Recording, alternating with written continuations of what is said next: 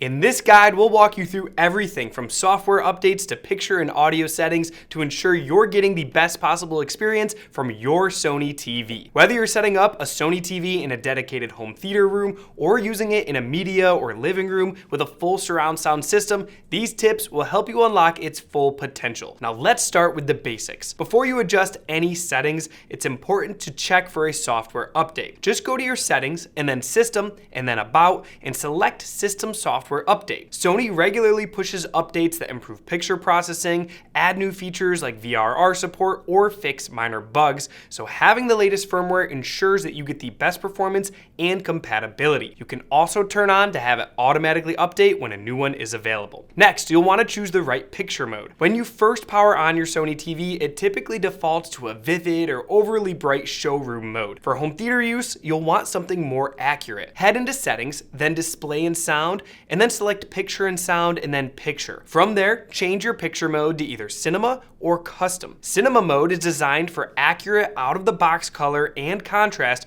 without needing too much adjustment. If you do want to tweak your settings even further down the road, Custom mode might give you a bit more flexibility. Now, while you're in the picture settings, it's also a good idea to change the color temperature to Warm or Expert 1. This gets you much closer to the industry standard used in professional mastering studios where movies and shows are color graded. It's the color tone that filmmakers intend for you to see. So even if it feels a bit different at first, give it a few minutes or a few days and your eyes will adjust and you'll start to notice more natural skin tones, better looking sunsets, and just an overall more lifelike image. Now moving on, you might also notice that your TV automatically switches between modes when you change content. That's called Sony's Auto Picture mode. If you're building a serious home theater or media room, we would recommend you find that setting and turn that off. It's better to lock into a consistent, calibrated picture mode like Cinema or Custom so that your settings stay accurate no matter what you decide you're going to watch. Now next, let's fine-tune the essentials, which are brightness, contrast, and local dimming. You'll want to start by adjusting your brightness or your backlight settings based on your room's lighting. On Sony OLED models like the A95L, adjust the brightness setting, which controls overall luminance, to around 35 to 40 for bright rooms, or lower it down to around 20 to 25 for darker rooms in nighttime movie watching to help preserve those deep blacks and reduce eye strain. On Sony LED models like the Bravia 9, adjust the backlight to around 90 to 100 for really bright rooms, or for home theater style dark rooms, 40 to 60 is often what we find a better sweet spot. Now for HDR content, it's usually best to set the peak luminance to high. This gives you the brightest highlights and really lets HDR content shine. But if you're watching in a dark room or you notice some blooming, especially on LED models, you might prefer setting it to medium. It offers a more natural film-like look while still delivering great highlight detail and helps avoid overly intense brightness. But either way, setting it here means you won't have to constantly adjust brightness or backlight every single time you watch a movie. Now contrast should be left near its maximum setting. We usually recommend around 90 to 100 to give you the widest dynamic range. Color settings are typically accurate at their default midpoint around 50, and the hue or tint should also stay centered at 0 unless you're correcting for a specific issue. Now next, if you're using a Sony LED model like the Bravia 9, you'll want to adjust the local dimming setting. Set local dimming to medium or high depending on your preference. Medium often delivers better balance in dark scenes by reducing blooming and preserving shadow detail, but high increases dynamic punch but can sometimes look a little bit artificial in some scenes. Now as for the advanced contrast enhancer on Sony TVs, we would recommend turning it off for most home theater setups. While it might make bright rooms feel a bit more punchier, it tends to artificially shift brightness levels during scenes,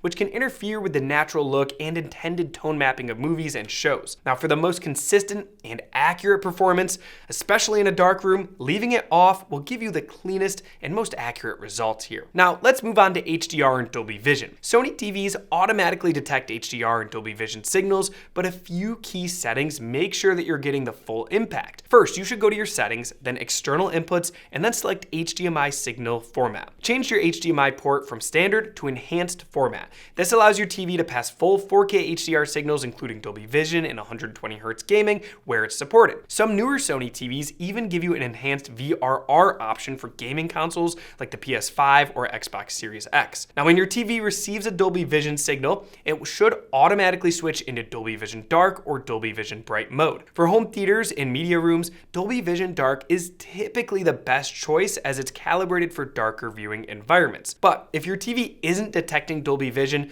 you should double check that your HDMI input is set to enhanced and that your streaming device, Blu-ray player, or Apple TV is properly outputting Dolby Vision. Now next, you should leave color space set to auto so that your TV can automatically switch between the BT 2020 color space when HDR content is detected. And if you are using a streaming device like an Apple TV 4K, we have a full overview of how to get the best settings, which I'll link down below, but you should make sure you go into settings, video and audio, then match content, and turn on both match dynamic range and match frame rate. This ensures your Sony TV only switches into HDR when the content actually calls for it, preserving accuracy and preventing unnecessary brightness boosts. Okay, next let's talk about motion. Sony's motion processing is some of the best in the business, but you'll still want to tweak it a little bit to avoid the dreaded soap opera effect that makes movies look really unnatural. In your motion settings, set motion flow to off or maybe even custom. If you do choose custom, reduce smoothness down to about 0 or 1 and leave clearness on low.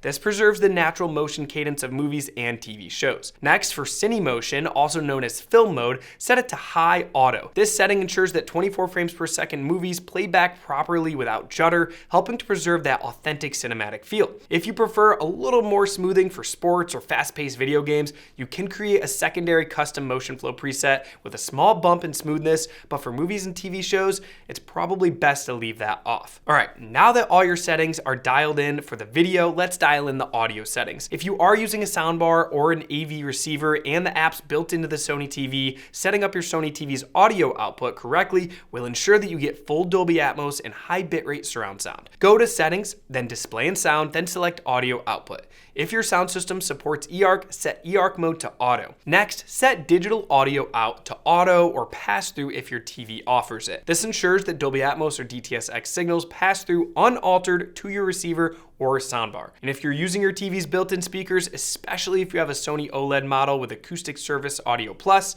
it's worth changing your sound mode to cinema when watching movies. This often helps open up the soundstage and will improve dialogue clarity. If you notice any lip sync issues as well, use the AV sync setting under the audio output or check your AVR's lip sync adjustment to bring audio and video back into perfect alignment. We have a full tutorial video that I'll link down below on how to do this. Also, make sure you're using certified ultra high-speed HDMI cables if you plan to use 4K 120Hz, Dolby Vision, or Dolby Atmos content. Now, you're almost done, but there are a few extra touches that I want to touch on here. If your TV has an ambient light sensor, consider turning it on when you watch content in both bright and dark rooms. But if you're setting up a dedicated theater space where the room is going to stay dark, and you want a more consistent performance, you should consider turning that off. For power saving modes, it's usually best to also disable them if you want full HDR brightness without any automatic dimming. And if you use built-in apps like Netflix or Prime Video, you should make sure you enable Netflix Adaptive Calibrated Mode or Prime Video Calibrated Mode if they're available. Now, these picture modes are actually designed to present content closer to the creator's intent with better color and contrast. Some models even support IMAX Enhanced Mode, which might be worth using and testing for a really cinematic image. Now, finally, for those of you who want to push things even further, there are some more advanced picture settings that might be worth looking at. If you have a fully light controlled theater room or you're planning to do a professional calibration, these extra settings can actually make a little bit of a difference here. Black level should normally be set to auto, but if you notice black crush or elevated blacks, you can manually match it to limited or full depending on your source device's output settings. Next, the smooth gradation feature can reduce visible banding on low bitrate streaming content. Setting it to low can sometimes help clean up gradients like skies and sunsets without making the picture look too soft. And finally, we would recommend keeping the sharpness at 0 or no higher than 10. Higher sharpness can introduce artificial edges and actually reduce fine detail instead of enhancing it. So for most people, we recommend just keeping it as low as possible. All right, congratulations. You now have your Sony TV set up to give you an incredible performance. As you can see, it only takes a few minor adjustments as Sony is